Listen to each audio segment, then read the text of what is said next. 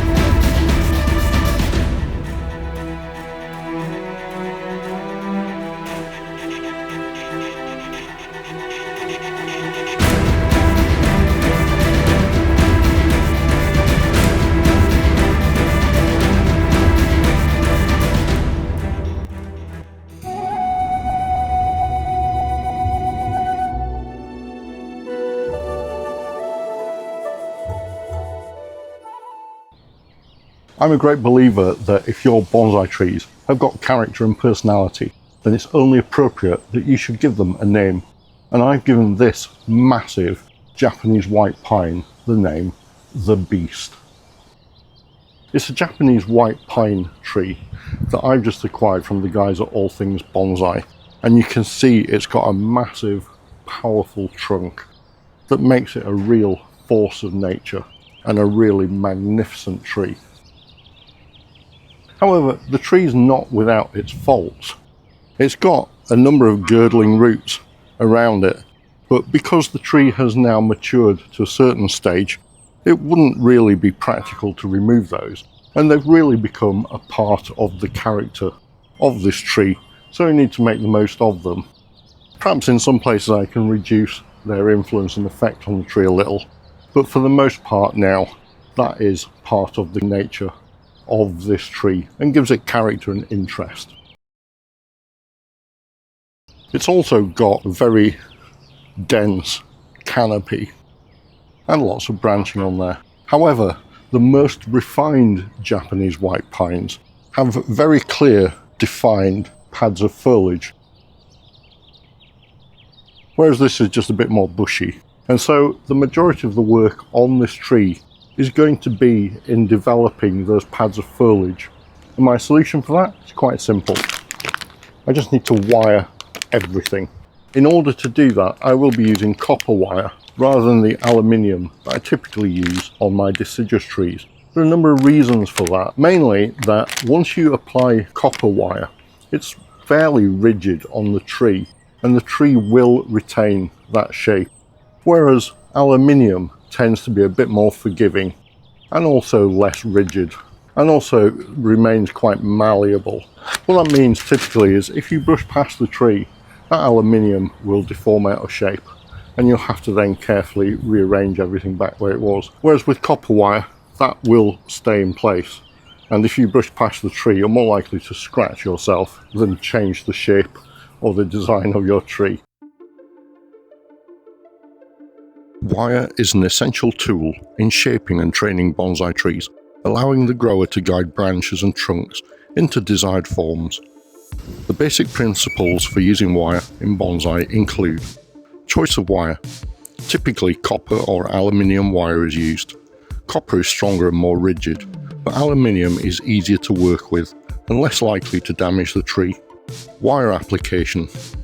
Wire is wrapped around branches and trunks in a spiral fashion, ensuring it's snug but not too tight to avoid damaging the bark. It should be applied in the direction of the branch's natural curve, with a slight tension to hold the shape, with regular spaced coils. For good holding and tidy application, aim for approximately 45-degree turns on the branches. Always wire thicker branches first, in pairs to anchor the wire and to give stability. You can then proceed to use smaller gauges for wiring secondary and tertiary branches. The gauge of wire required is largely a matter of judgment and experience, and based on the type of wire and the malleability of the tree. You want a sufficient thickness of wire that it holds the desired shape. Timing. Wire can be applied during the dormant season when branches are less turgid and the lack of foliage in deciduous trees allows ease of application. It should be removed after a few months before it cuts into the bark as the tree grows and as branches have set into place. Shaping. Once wire is applied, it's used to carefully bend and shape the tree, allowing branches to be precisely placed to meet the desired design. Monitoring. Regular checks are essential to ensure that the wire isn't cutting into the bark as the tree grows, leaving unsightly scars. Over time, the wire must be removed or repositioned to accommodate further growth and shaping. Remember that wire is just a tool used to achieve a desired result. By following these principles, wire can help create intricate designs while maintaining the health and vitality of the tree. Now, first of all, I just need to go around the tree and quickly examine it and clean that up a bit. Find any branching which I can remove, any odd stubs, things in there which I just need to clean up. And then once I've done that, I need to go through all of the branching and cover the tree in wire so that I can very carefully place where every single branch is. And in that way, I start to form those very regimented and very organized looking pads of foliage that make Japanese white pines look so impressive.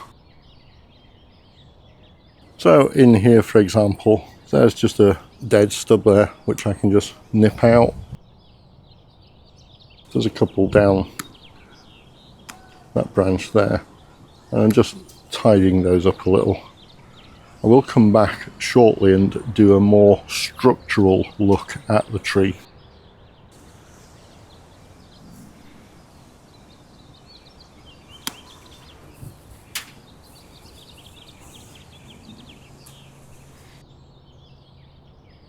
What I'm doing at this stage is just trying to clean everything up so I can see exactly what I've got left to work with.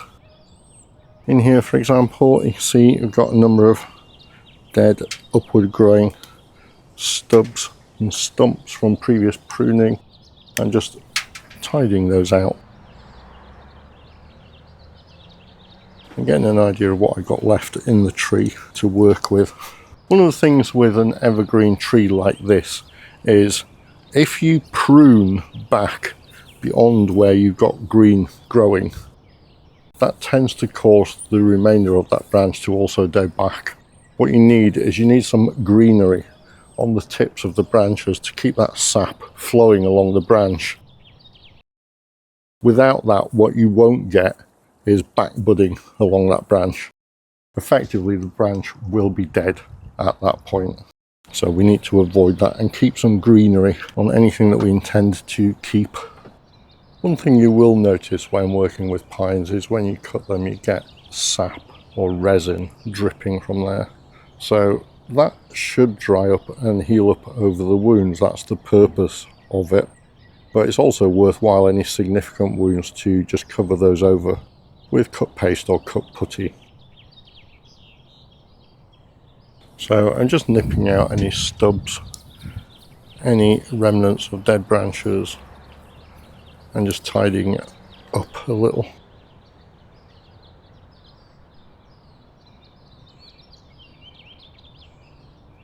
It's also giving me an opportunity to properly look around the tree structurally, and I can see where branches are forming and where perhaps there might be branches growing above each other, opportunities for wiring and placing those branches, just giving me a bit more of a familiarity with the structure of this tree.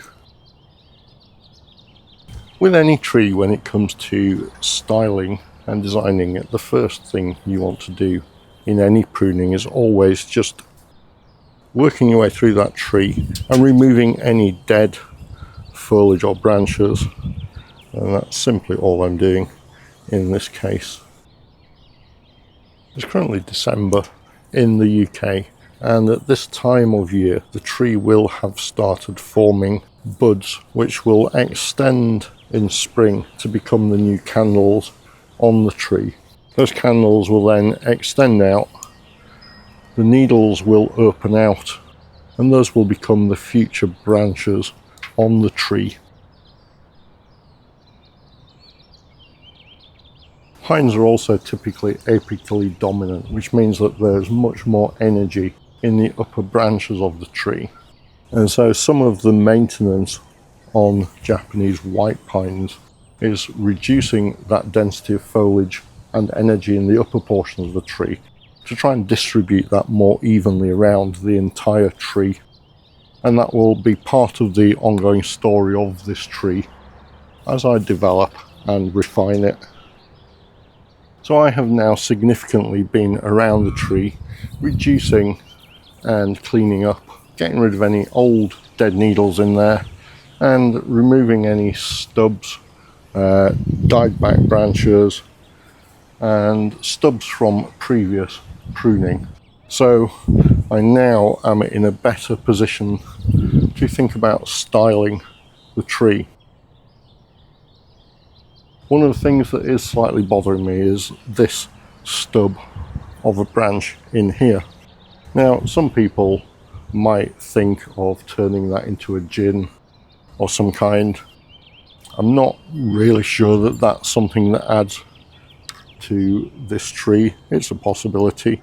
I think it would draw the eye, but I'm more inclined to actually remove that. And I'm going to get some wound sealant or cut paste on that, because as you can see, these Japanese white pine trees do bleed sap. So I need to seal that wound once I've been in there. So you can see the stub in here, and clearly that was a branch that was growing out at some point, and it's been removed to reveal the trunk line, which I think has been a positive thing.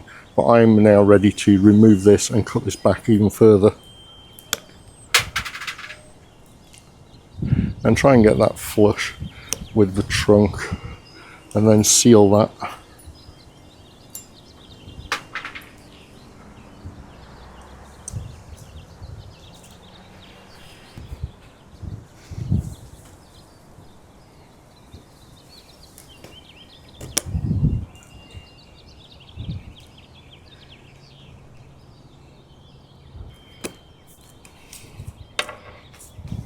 Now this might be the ideal time for using the cut putty, which was sent by Adam of Notion Bonsai. And I'm just going to warm that up and then just try and cover the wound with that. That'll both help the wound to stop bleeding, and also from an aesthetic point of view, you're not seeing that light coloured wood. So until that heals over as well, that blends in more with the bark of the tree anyway.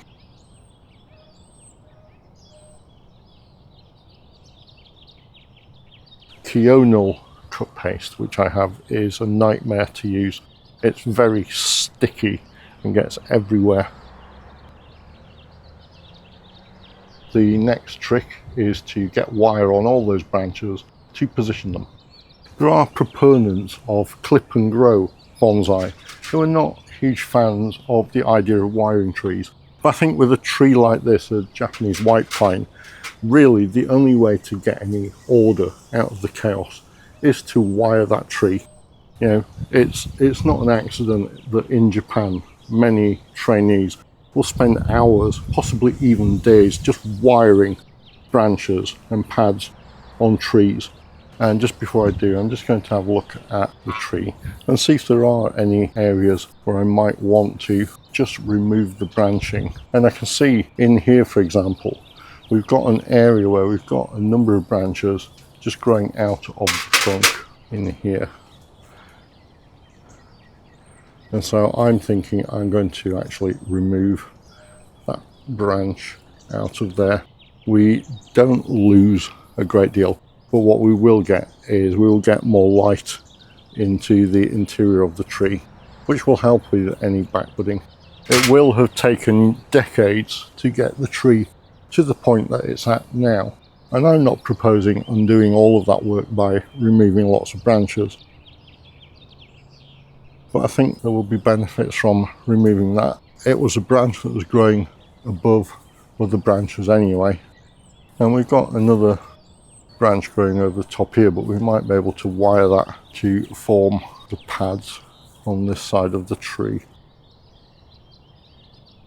What we want most of the way around the tree is a fan-shaped pad of foliage. So the branch comes out and separates off, and then we're separating out on the extremities to get that fan shape. And you can see down here, for example, we can try and arrange these with wire and just position all of that foliage to get those fan-shaped pads. There's a branch here that's growing over the top of another branch, but because the branches are so flexible, potentially I can wire that out to one side and use that to help form the pad of foliage out here. One of the great things about white pine is you can see it is really flexible, and that's why getting wire on that to position it will be immensely useful and help position all of that foliage where we want it for the future design of the tree. Okay, so now I've been through the tree, had a quick look, and I can't keep putting off the inevitable, which is the somewhat tedious and laborious job of getting all that wire onto the tree. So I'm going to start with the lower branches, get wire on those, and work my way up the tree. I won't be significantly positioning those branches until I've got the wire on the tree, and then I can start micro positioning and micro managing the shape and design of the tree, and get those discrete foliage pads sort of stepping up the tree, which is, as I say, what makes the Japanese white pine so refined and elegant looking. I don't particularly need to worry about positioning of the primary branches on the tree. Those are already in a good position. It's more really the secondary and tertiary branches, and so it's unlikely that I'll actually be wiring around the trunk to secure the branches, but what I will be doing is wiring junctions on those branches, and you always wire two branches together to help anchor those wires.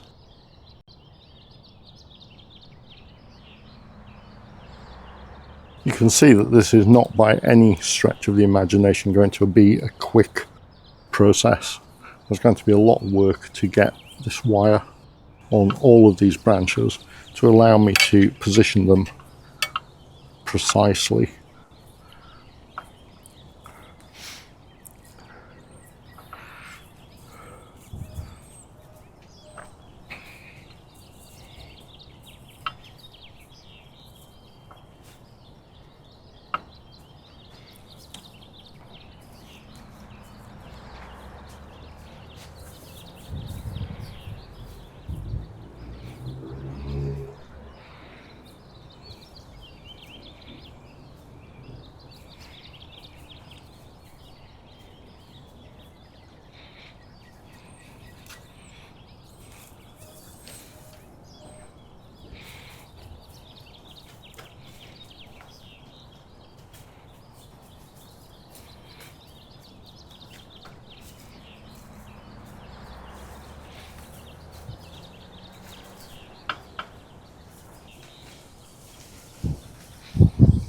I can't say that wiring is one of my favourite jobs. I far prefer cutting wire away. I find that quite therapeutic, whereas applying wire is something of a tedious task.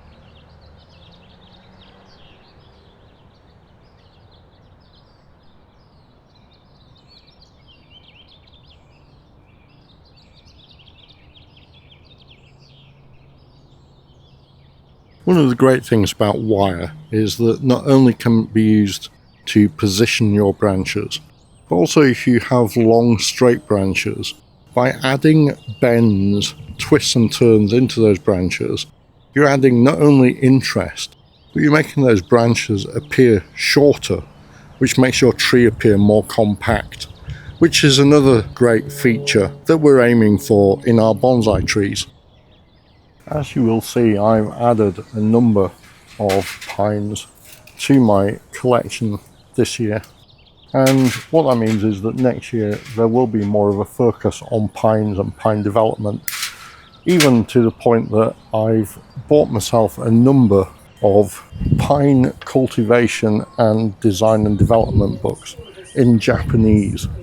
And my plan is that with the aid of Google Lens, Google Translate, I'll be working through those books and understanding the care and cultivation of particularly Japanese black pine, Japanese white pine and red pine. And I appreciate that we've got a slightly different growing climate in this country, which means that some of that information might not be entirely relevant. But that knowledge and understanding of how the Japanese are developing their trees will be invaluable, I think, and it's a major undertaking that I'm doing next year to learn and understand more about pines, and I am hoping that I will then be able to share that knowledge with you in future videos. I've perhaps done about a quarter of it so far, and I've spent maybe 2 hours.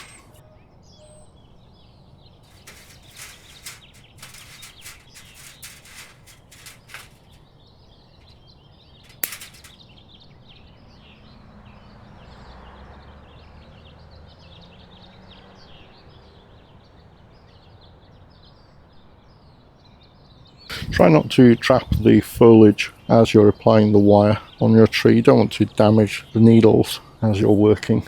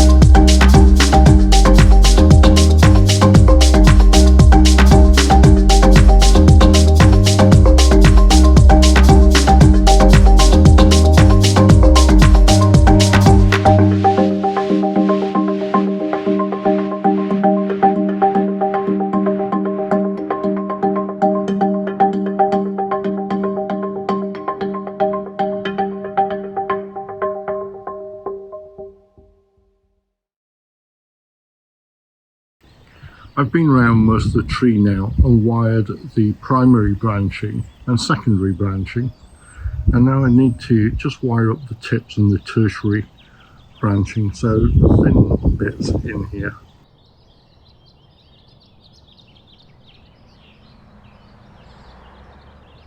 I'm now in the process of going around the tree and wiring up the extremities with 1mm copper wire.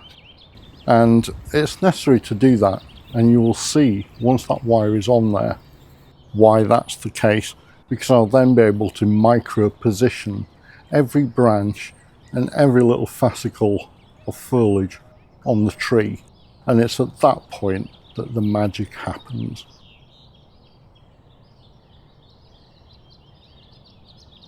So you can see here that we've stepped down from the 2mm wire to 1mm wire on these tiny branches on the extremities of the tree. And I've done that around and throughout the tree.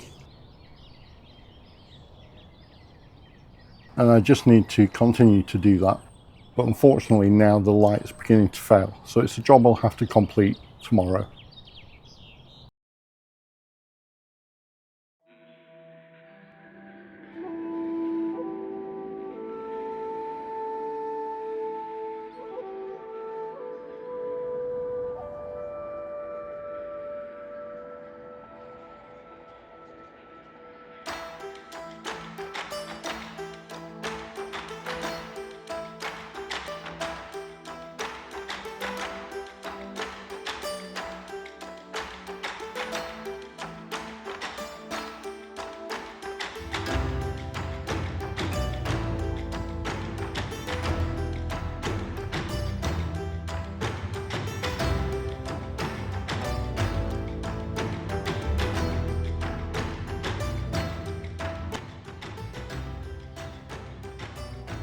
I don't pretend that there isn't still some work to do to micromanage and arrange those foliage pads.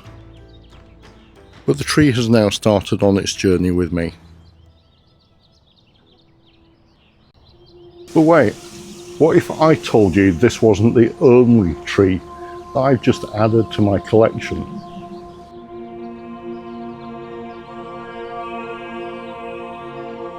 Say hello to the Duchess.